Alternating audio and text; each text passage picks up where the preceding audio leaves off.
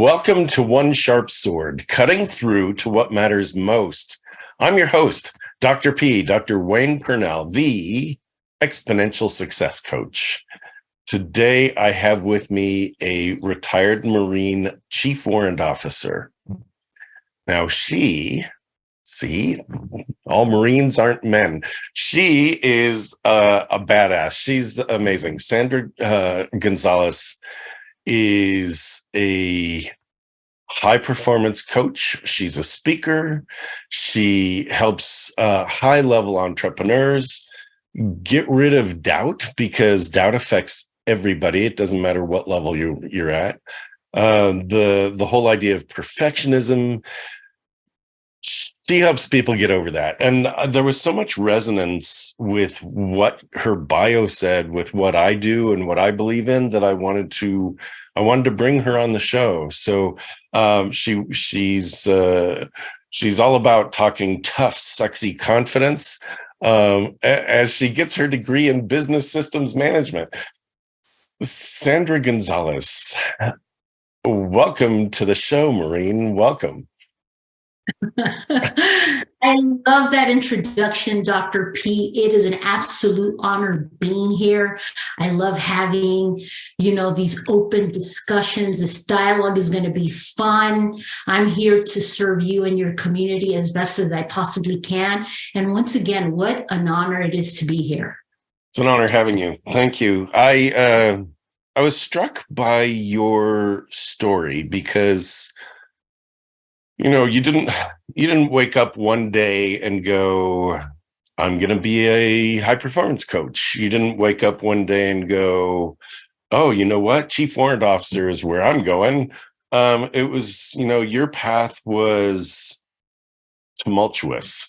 That's a good word. There was a lot of upset in your journey here. So I'm a big fan of talking about the journey, especially when it's one of resilience, because that is also the story that you bring, is how do you bounce back when things go really, really hard, But let's wind back the clock before it was hard.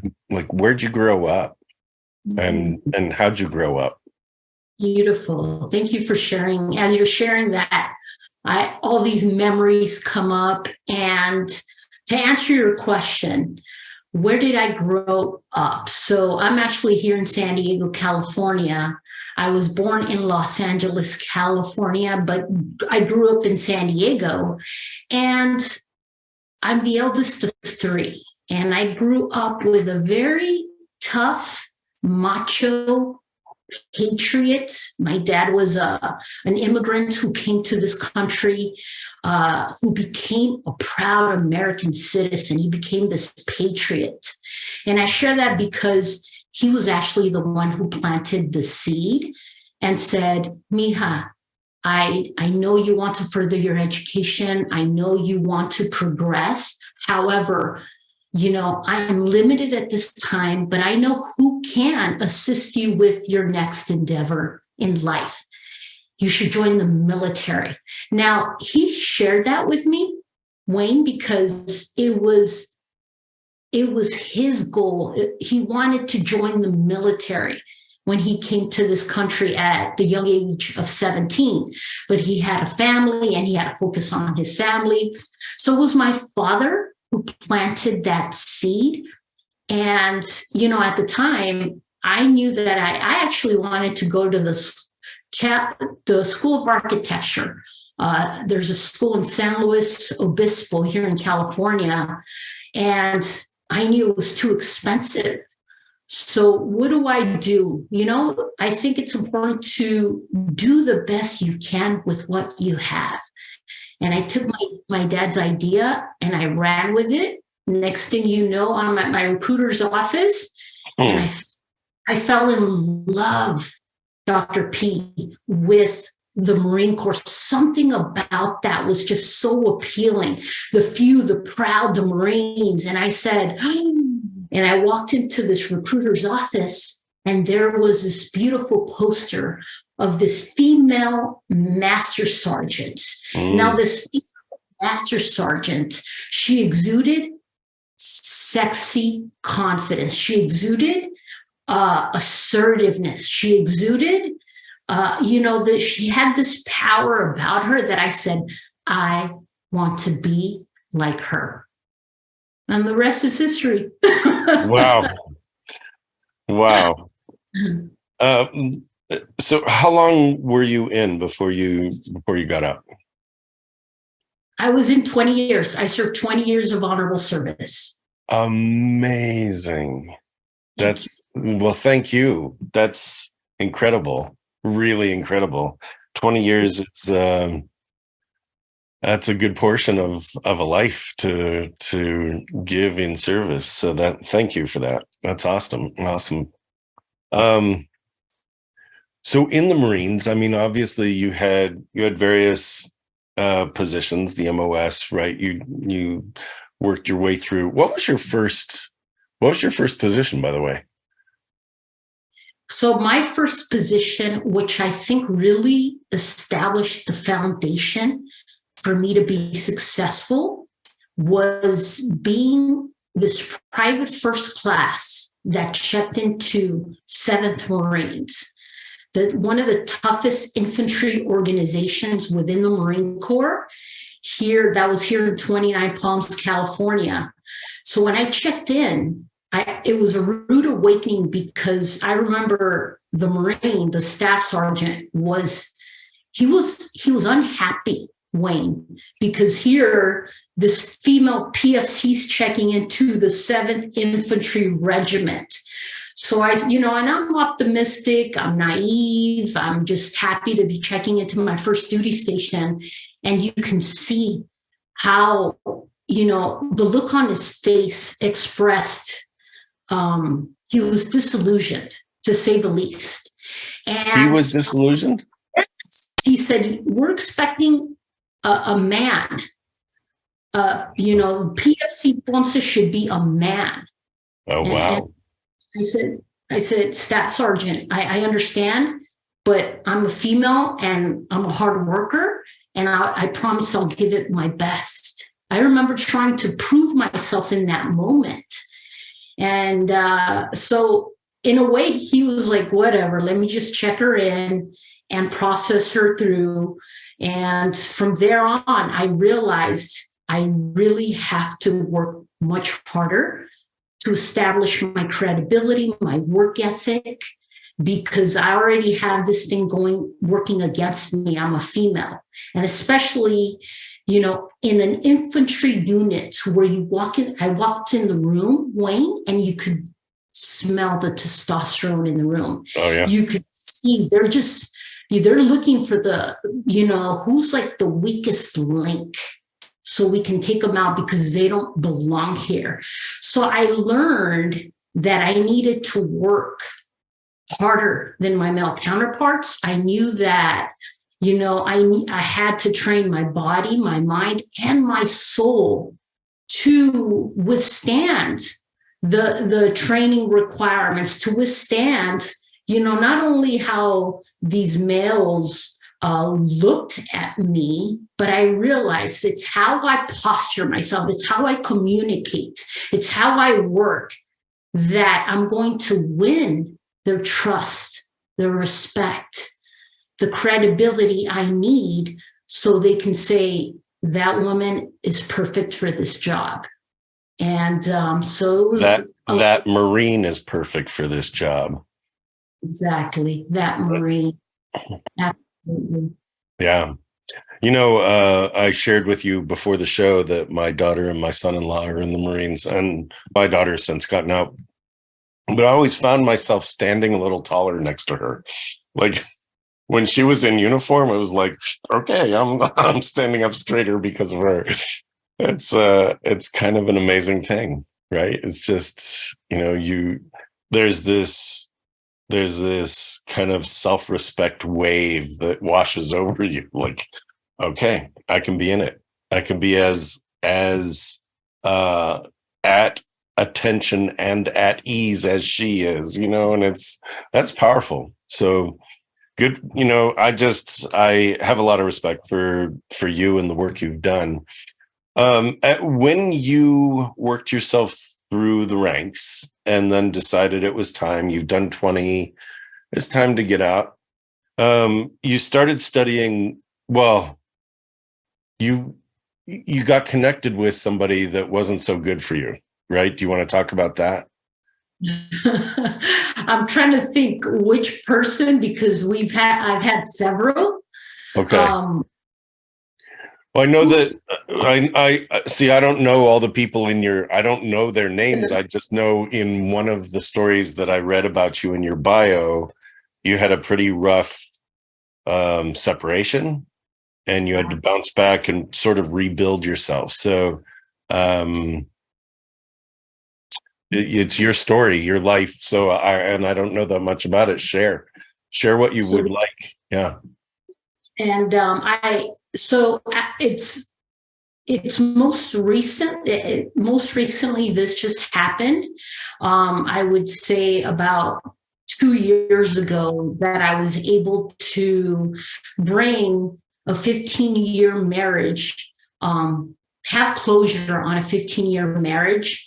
That the marriage was beautiful within itself. However, the way things happened in the end, whether, the betrayal, the added insult to injury, where I had to hire 4 attorneys just to handle my complicated divorce case.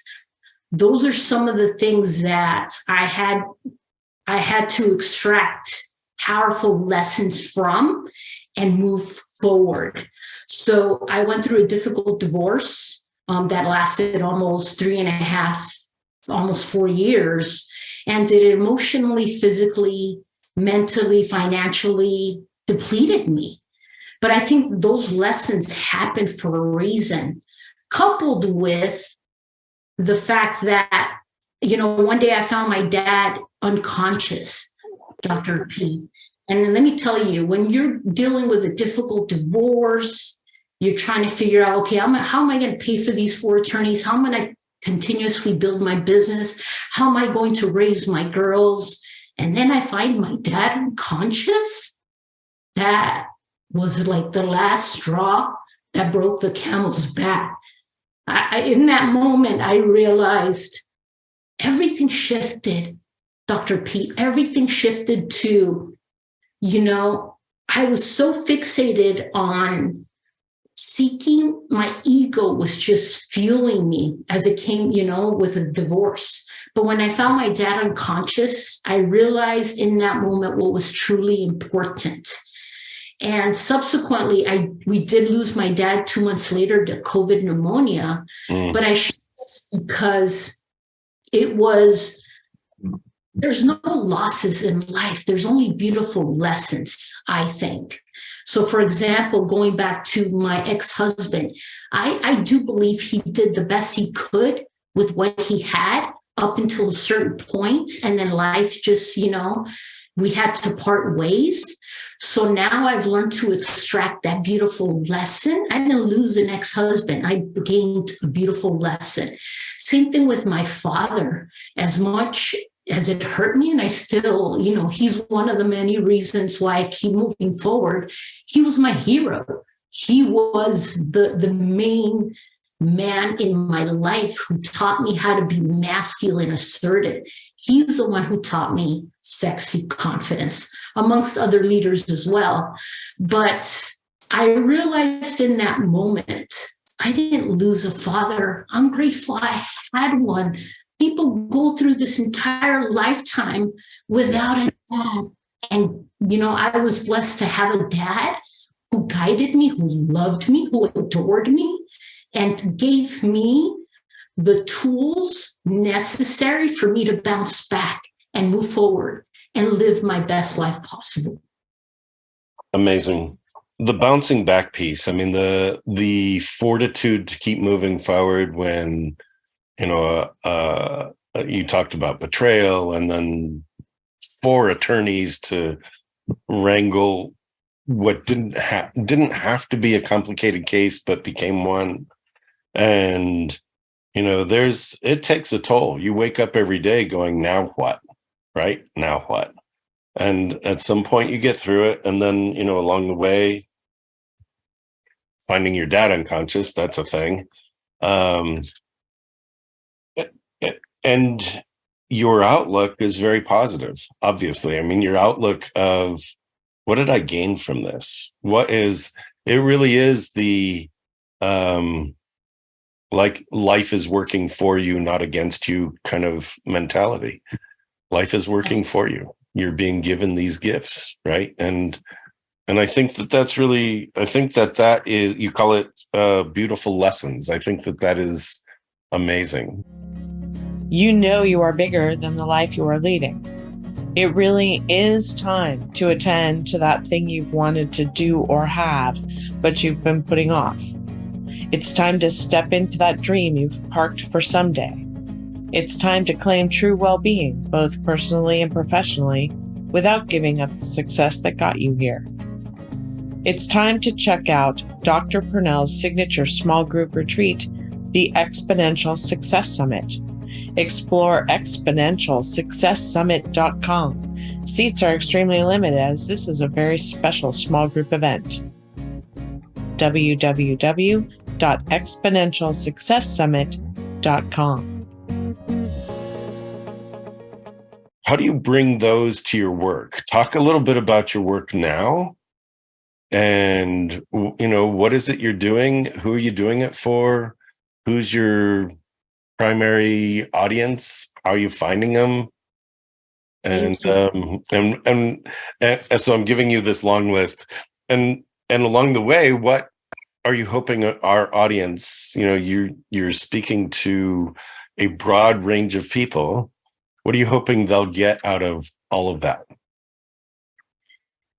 So many questions, beautiful questions. So going back to your original question. So as a retired Marine officer turned high performance coach speaker, I guide and I train high caliber entrepreneurs so they can up-level their mindset, so they can kick self-doubt and perfectionism to the curb by harnessing sexy confidence. And I'll share a little bit more about what sexy confidence means.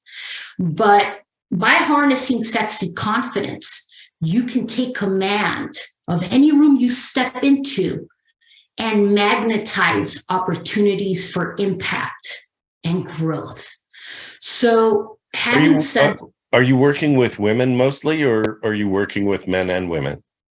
I work with both, but predominantly it is high caliber female entrepreneurs. Okay. I'll call them chingonas. When, there's the high caliber badass women. So for the viewers or your listeners that are watching, they might be thinking, how do I know if I'm high caliber? Well, you're a high caliber man or woman if you have an insatiable appetite for growth. If you want to cultivate more of this warrior's mindset. Now, a warrior's mindset is this growth mindset that enables you to focus on the cure, not the disease. It's this warrior's mindset that enables you to look at life or your business and realize there's no obstacles here, only opportunities.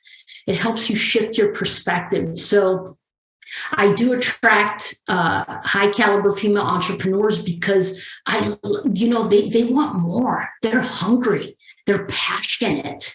And for me, I know that drives me when I see someone, hey, Sandra, I'm ready. Teach me, show me. How did you overcome this? What are you doing to develop your body, your mind, and soul? What are you doing to move forward despite divorce, despite death of a loved one, despite debt? How are you branding yourself? So that's how I work with them. I know for me, I'm passionate when it comes to speaking, Dr. P. So that's the one thing I'm currently looking for is speaking engagements, because I love live events. And Zoom calls and webinars, it's fun, but something can be said about being in front of a live audience, gauging their energy, capturing their attention, giving them strategies, tactics, tips that they're like taking copious notes And come Monday morning, because they know motivation is fleeting, they'll be able to incorporate these tips, secret strategies that I've shared with them. And now they can take action. Amazing. What, so if I were to be in the audience, and this is sort of me representing all of our audience that's watching and listening, what would be maybe a top tip, 2 tips, 3 tips that you would say, this is how you become kind of the sexy, confident badass? So some of the topics I talk about is how to face your fears. You know, that's very important. How to face your fears, how to kick self-doubt and perfectionism to the curb. Specifically, how does this tie to entrepreneurs? Yeah. This is something I've had to deal with, Dr. P. Kicking self-doubt. You know, how do you do that? How do you do that? Because it's you know, it's a matter like I have my own way of doing that. It washes over everybody. I have my own way of doing that, and it's about my faith in certainty and myself. I'm not sure what are your tips? Like if someone comes to you and they're like, they've either seen you speak or they're working with you in coaching, what would be a tip that you would offer in terms of how do I kick self-doubt? How do I get over that? Because what if it doesn't work, right? Like that is so big. The what if it doesn't work is so big. And there are ways through that. I'm just curious about yours, about your way through it. What a beautiful question. So how can you kick self-doubt to the curb? And I think it does go back to what is this person's specific needs? And I this is one of the things that I offer, a free inner critic assessment. And I share this because really the true naysayer is within. It's this inner critic that's holding us hostage, right? In experiencing more of procrastination, holding us hostage and living in mediocrity, which is what I'm passionate about. I refuse to live in mediocrity, despite the things that have happened to me. So going back to your question, how do you kick self-doubt to the curb is begin with self-awareness. Where are you right now? What are you thinking? What's your dialogue with yourself? Because your dialogue, your self-talk is so powerful. It will direct you in a way that's unproductive. And this is why people procrastinate sometimes, you know, or you can be productive. So there's internal fears or internal enemies, as I call them: self-doubt, fear, uncertainty. So these internal enemies, we have to be aware of when they make their presence internally, because this is the real naysayer. And one of the things I share is like, you want to be a supercharged Sandy, right? You don't want to be this negative Nelly, and you should develop the self-awareness, the emotional intelligence within yourself to know, oh my goodness, I'm procrastinating at this moment because I don't want to do this. So these are some of the things that I help my specific clients do is, oh, there's that inner critic. What is she telling you? What does she sound like? Okay, so what do we need to shift? So now this naysayer is not a bully. Now this naysayer becomes your best friend. That's quite a shift, right? So the inner critic becomes a best friend is that's tricky. It is tricky. It is tricky, but this is where we have to constantly give ourselves a healthy dose of self-compassion by changing our self-talk. It's saying, you know what? I've been through so much. I gave it my best shot in this marriage. Doesn't mean I'm a failure. I gave it my best shot in trying to save my dad.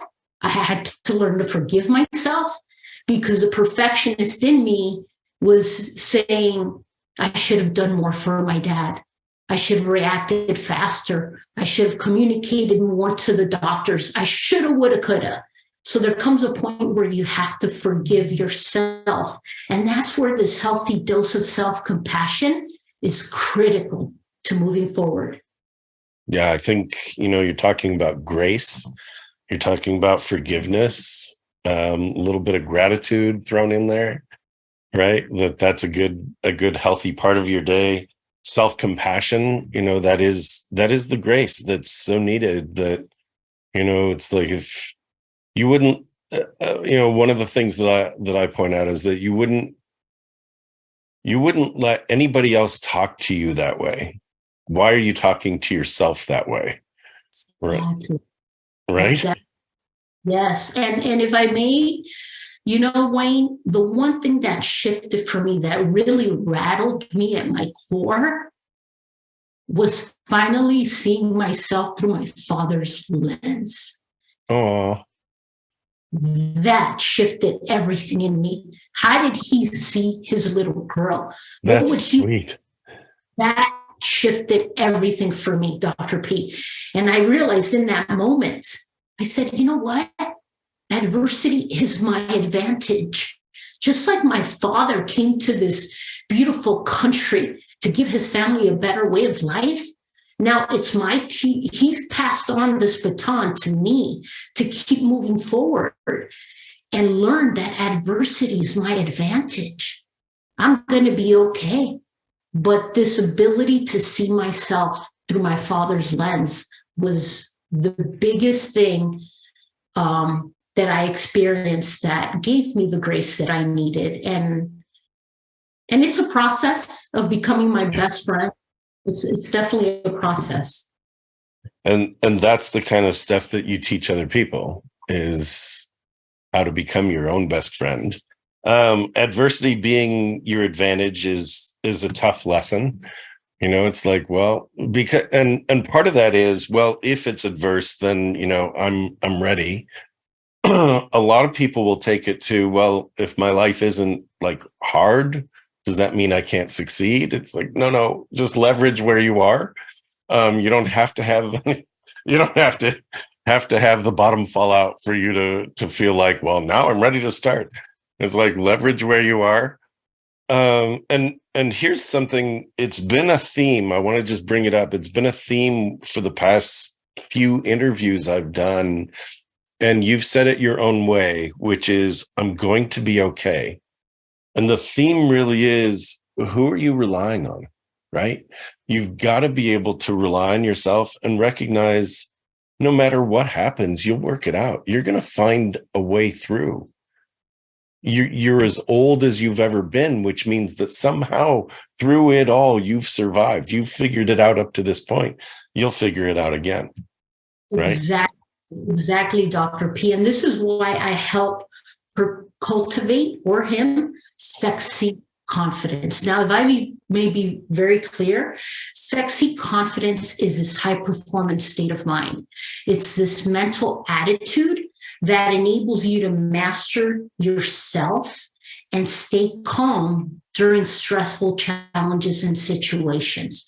That's what sexy confidence is. So I was very, my dad had sexy confidence. He continuously faced his fears. People respected him. I said, there's something about my pops that really stands out.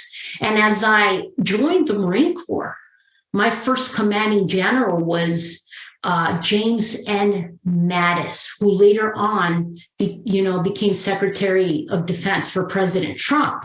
But this man had sexy confidence. And I was able to, work. I cleaned his office. So I constantly reminded of how to develop those leadership skills, just by watching this man. So I point this out because there were other successful leaders. And now, as I've, become an entrepreneur, this is the commonality. They all have sexy confidence. That's so great. That's so great. Thank you. Yeah, thank you. I am curious about, and I didn't ask you this before, and I don't know. Do you have a place where people can find you? Absolutely. Absolutely. So they can go to my website. It's sandragonzalez.com, and it's SandraGonzalez.com. And through my social media, I know I'm on Instagram. I'm very transparent. On Instagram, I'm Coach Sandra Gonzalez, and they can DM me directly, or I also do offer free training. And my free training is accessible through sexyconfidencetraining.com. And through those platforms, they can schedule a free inner critic assessment. So if somebody right now is like, oh, I'm really, I need to kick self-doubt and perfectionism to the curb, I would love a free assessment from Sandra. They can reach me through those platforms and schedule it. I'm here to serve. Awesome. Did you say Sexy Confidence Training or sexyconfidence.com? Sexyconfidencetraining.com. Beautiful. Okay. All of these will be in the show notes. All right. So Sandra Gonzalez with 2 Z's. That's the easiest way of remembering it. I will have your website on the show notes. I'm looking down at my notes that I've been writing. Coach Sandra Gonzalez on Instagram, and sexyconfidencetraining.com, which is also, that's kind of great. It's kind of great. Cool. What did I miss? What were you hoping I'd ask you? What else? Should we have gotten to? Can you think of anything? Quite honestly, Wayne, I could stay here all day and we could talk about any topic, but for the sake of brevity and because we respect people's time, my ask would be, if anybody needs an influential, inspirational speaker, to please contact me directly. How may I be of service? So that's my ask. I'm looking for speaking engagements to serve our community because it's needed. And I've learned through my ability to be authentic and transparent, and, this ability to harness sexy confidence. I'm grateful that I feel comfortable in my skin. Doesn't matter if 500, tough male badass Marines are around me, or whether it's 500 high caliber female entrepreneurs that are looking for tips, strategies, or tactics. I'm here to serve regardless. And it's been an absolute honor being here. Thank you so much. It's been amazing, Sandra. Thank you so much. It's fun, when you have somebody's story and they've come through so much. And I know you didn't even say the half of it. There's stuff that is sort of implied, and we don't need to go into all the details, just to know that it got messy and you got through, and that getting through brought you some amazing lessons that you're teaching other people, which is fantastic. So I want to thank you again. I'm gonna say your website one more time.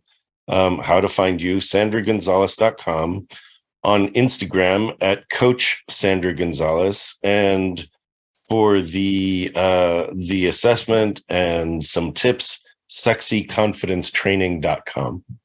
Right? Cool. Thank you so much, Dr. P. Yes, we need to normalize that life is messy and beautiful at the same time. Absolutely right. It's complex, messy and beautiful. Absolutely right. Really great. Thank you for being here. Appreciate it. Awesome. My guest today was Sandra Gonzalez, and she brought us so much wisdom and so much enthusiasm. And I'm again grateful. So this is One Sharp Sword, cutting through to what matters most.